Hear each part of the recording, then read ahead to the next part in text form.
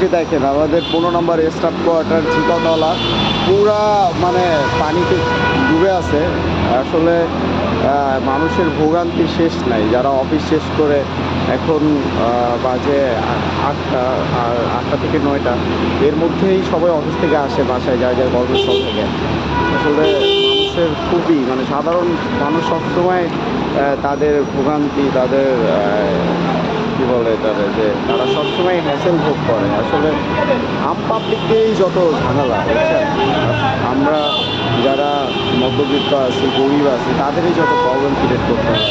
যে দেখেন দিন শেষে এখন অফিস শেষ করে মানুষ বাসায় যাবে, এখানে পানি, মানে কী যে একটা অবস্থা, কী যে একটা খুবই ভালো অবস্থা। এই যে দেখেন মানুষ ভ্যানে করে পার হচ্ছে, আবার ভ্যানেরও ভাড়া বাড়াই দিচ্ছে, বুঝছেন? এখান থেকে এখানে একটু পার করে দিবে, এক একজন 20 টাকা করে নিচ্ছে, বুঝছেন?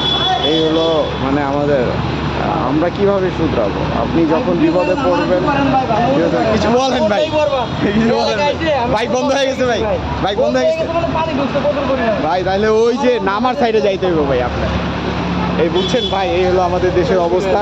এই যে কত মানুষ যে তাদের বাইক নষ্ট হয়ে গেছে, এই যে দেখেন মোবিল চেঞ্জ করতে হবে, তারপরে বাইকের একটা সার্ভিস চার্জ আছে, 800-1000 টাকা খরচ। তারা দেখা গেছে অফিসে, এইটা কেসটা খরচ ভাই, বুঝছেন? মানুষ খুবই কষ্টে আছে। আমরা সাধারণ পাবলিক খুবই কষ্টে আছি, খুবই কষ্টে আছি, যেটা আসলে বোঝানো যাবে না, বুঝছেন? মানুষ আম পাবলিক সবসময় কষ্টে থাকে, সব ব্যাপারে কষ্টে থাকে। যাই হোক, আমাদের এই ভোগান্তির শেষ কোথায় আমরা জানি না।